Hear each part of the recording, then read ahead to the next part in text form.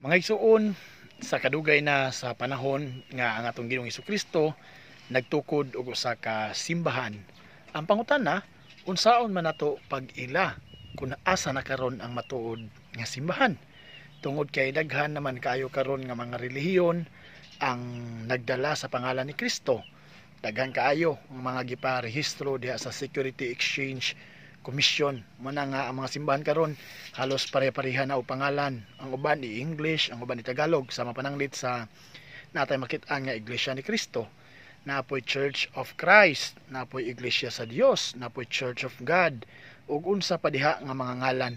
Apan ang pangutana, igo na ba nga ang ngalan basihanan aron sa pag-ila sa matuod nga simbahan?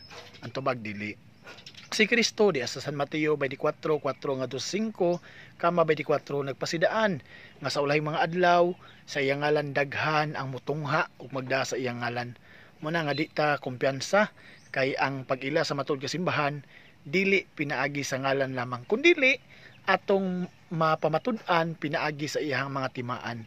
Adunay upat ka timaan mga igsuon ang matuod nga simbahan. Una, usa. Nganong usa man tungod kay si Kristo nagtukod og usa lamang ka simbahan. Diha San Mateo 16:18 ningon siya, "You are Peter, and upon this rock I will build my church." Wa siya miingon og churches, kundi I will build my church. Tukuron ko ang akong iglesia o akong simbahan. Sa ato pa, usa lamang ka simbahan.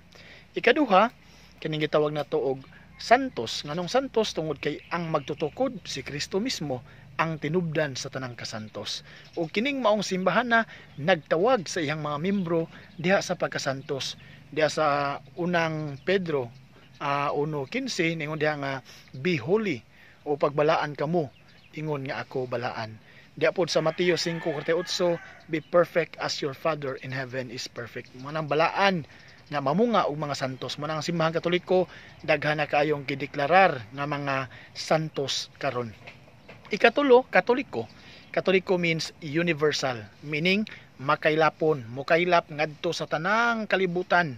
No, Catholic in time, Catholic in place, and Catholic in teaching. Kinahanglan nga ang simbahan imong gipasakupan karon makasumpay gayod balik sa panahon sa mga apostoles. Mo gitawag nato og Catholic in time.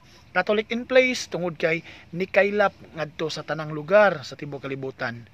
Unya Catholic in teaching tungod kay hiniusa nga pagtulunan. Diya San Mateo 28:19 ngadto sa 20, tudloi sila sa tanan nga akong gitudlo kaninyo ug panglakaw kamo ngadto sa tibuok kalibutan ug hinumdumi ako magauban kaninyo hangtod sa katapusan sa kalibutan.